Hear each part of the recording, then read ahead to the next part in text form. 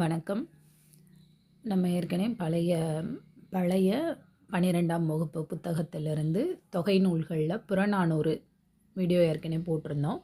அதை தொடர்ந்து இப்பொழுது அகநானூறு பகுதி, அதை பற்றிய அந்த குறிப்பு அடங்கியதை பார்ப்போம். அகம் கூட்டல் 4 கூட்டல் 100 அகநானூறு. 13 அடி சிறுமையும் 31 அடி பெருமையும் கொண்ட அகப்பொருள் சார்ந்த 400 அகவற்பாக்களால் தொகுக்கப்பட்ட நூலாகும். முக்கியமான குறிப்பு, அந்த 13 அடி சிறுமையும் 31 அடி பெருமையும் உடையது அகநானூறு. அடுத்ததாக, இந்நூல் பல்வேறு காலங்களில் புலவர் பலரால் இயற்றப்பட்டது. தொகுத்தவர் தொகுப்பித்தவர் மதுரை உப்புரிக்குடி கிழார் மகனார் உருத்திரன் சன்மனாரால் தொகுக்கப்பட்டது. தொகுப்பித்தவன் பாண்டியன் உக்கிர பெருவழுதி. அகப்பொருள் நூல்கள் தமிழில் பல இருந்தாலும் அகம் அப்படிங்கிற சிறப்பு உடையது எதுனா அகநானூறு தான். அதே மாதிரி அகநானூருக்கு இன்னொரு பெயர் என்னென்னா நெடுந்தொகை அப்படிங்கிற பெயரும் இருக்கிறது. அடுத்து அகநானூறு 3 பிரிவுகளாக உள்ளது.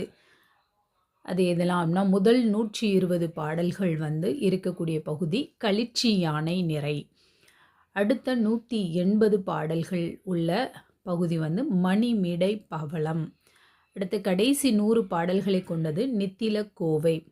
இந்த 3 பிரிவுகளை உடையது இந்த நூல். அதே மாதிரி ஒவ்வொரு திணை பாடல்களும் இந்த பாடல்கள் இந்த எண்ணுடைய பாடல்கள் இந்த திணை அப்படின்னு கண்டுபிடிப்பது போல திணை வைப்பு முறை இதில் வைக்கப்பட்டுள்ளது. 1, 3 என ஒற்றைப்படை எண்களால் வருவது பாலைத்திணை. அடுத்து 2, 8 என்று வருவது குறிஞ்சி திணை. அடுத்ததாக 6, 16 இதில் 4, 14 என்று வருவது முல்லைத்திணை. 6, 16 என்று வருவது மருதத்திணை. 10, 20 என்று வருவது நெய்தல் திணை. 2, 8 2லிருந்து ஆரம்பிக்கு குறிஞ்சி திணை. 4, 14 என்று வரக்கூடியது முல்லைத்திணை. அதே இது 6 மருதத்திணை. 6, 16 என்று வரக்கூடிய 16, 26, 36, 46 அப்படி வரக்கூடியது மருதத்திணை. 10, 20, 30, 40 என்று 10 அடுக்காக வரக்கூடியது நெய்தல் திணை பாடல்கள். 1, 3 என்ற ஒற்றைப்படை எண்கள் வரக்கூடியது அனைத்தும் பாலைத்திணை பாடல்களாக இடம்பெறுகிறது. இப்போ இங்கே நம்ம பார்க்கக்கூடிய பாடப்பகுதி இருக்கிறது எதுனா மணிமிடை பவளத்தில் இருக்கக்கூடிய முல்லைத்திணை பாடல் தான் நமக்கு கொடுத்துருக்குறாங்க. பாருங்க, பசைப்படு பச்சை நெய் தோய் தன்ன சேயியர் சினை மாச்சிறை பறவை. இதில் இருக்கக்கூடிய ஒரு சில வார்த்தைகளுக்கான பொருள் நாம் தெரிந்து கொள்வது சிறப்பு. மாச்சிறை பறவை அப்படின்னா கரிய சிறகை உடைய வௌவால் அப்படிங்கிறது தான் அதனுடைய பொருள். இது அந்த மரத்தில் பகல் முழுவதும் தங்கி இரவில் மட்டுமே வௌவாலுக்கு கண் தெரியும் என்கிற ஒரு கூற்று இருக்கிறது. இரவில் தான் அது வெளியில் செல்ல ஆரம்பிக்கும். அப்போ பகல் முழுவதும் தங்கி இருக்கக்கூடிய அந்த பழமையான மரத்திலிருந்து அந்த மரம் தன்னை விட்டு சென்று விட்டதே என்று வருந்தும் அளவிற்கு இந்த வௌவால்கள்லாம் இரவு நேரத்தில் வெளியே சென்று விடுகிறது.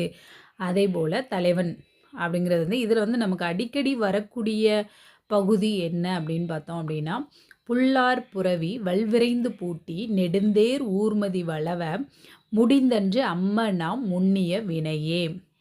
தலைவன் வினை மேற்கொண்டு வெளிப்பக்கம் சென்றிருக்கிறான். வினை முடிந்து விட்டது, நான் வரவிருக்கிறேன் அப்படின்னு சொல்லி தலைமகன் தேர்ப்பாகருக்கு நீ விரைவாக என்ன செய், தேரை விரைந்து ஓட்டு அப்படின்னு சொல்லுவதாக அமைந்திருக்கிற பாடல் இது.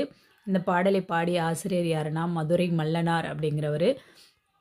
பாடலின் திணை முல்லை. வினைமுற்றிய தலைமகன் தேர்ப்பாகருக்கு சொல்லியது அப்படிங்கிற துறையில் அமைந்திருக்கிறது. இந்த பொருள் பகுதிகளில் பார்த்துக்கோங்க. வளவ அப்படின்னா தேர்ப்பாகன், முன்னிய கருதி வந்த, நாம் செய்யணும்னு வந்த இந்த காரியம் சிறப்பாக முடிந்துவிட்டது அப்படிங்கிற பொருள். கடிமகள் மணமகள், கதுப்புனா கூந்தல். இந்த மாதிரியான முக்கியமான சொற்கள் கொஞ்சம் தெரிந்து பார்த்து கொண்டால் நமக்கு தேர்வு நோக்கில் மிகவும் கை கொடுக்கும். இதே பாடப்பகுதியில் அமைந்திருக்க கோடிட்ட இடங்களை ஏற்ற சொற்களால் நிரப்புக. பாருங்க, அகநானூற்றை தொகுத்தவர் இதில் உருத்திரன் சன்மனார், உப்பூரி குடி கிளார் மகனார் உருத்திரன் சன்மனாரால் துவக்கப்பட்டது. அடுத்து பார்த்தீங்க அப்படின்னா அகநானூற்றிற்கு வழங்கும் வேறு பெயர். ஒன்று அகம்னு சொல்லப்படுகிறது, இன்னொன்று நெடுந்தொகை அப்படிங்கிறது.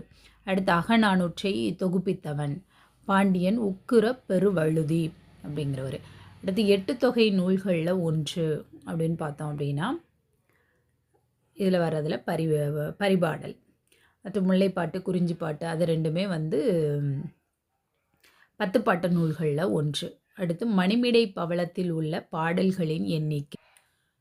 மணிமிடை பவளத்தில் இருக்க பாடல்களின் எண்ணிக்கை எத்தனை அப்படின்னு பார்த்தீங்கன்னா 180. இல்லை 120 களிற்றி யானை நிறை, 100 நித்தில கோவை. அடுத்து அகநானூற்று பாக்களின் அடி வரையறை பார்த்தோம் ஏற்கனவே, 13 முதல் 31. இந்த வினாக்கள் தான் இதில். அதுக்கப்புறம் 5 முதற் பொருள், கருப்பொருள், இந்த பகுதிகள்லாம் கொடுக்கப்பட்டிருக்கு. இதையும் நம்ம இதிலிருந்தும் வினாக்கள் இடம்பெற வாய்ப்பு இருக்கிறது, பார்த்து கொள்ள வேண்டும். உரிப்பொருள்கள், ஒவ்வொரு திணைக்கும் உரிய உரிப்பொருட்களும் இருக்கிறது. தொடர்ந்து அடுத்த பகுதியை அடுத்த காணொளியில் காணலாம். இது போன்ற வினாக்கள் காணொளிகள் பெற இந்த சேனலை சப்ஸ்கிரைப் பண்ணிக்கோங்க. நன்றி.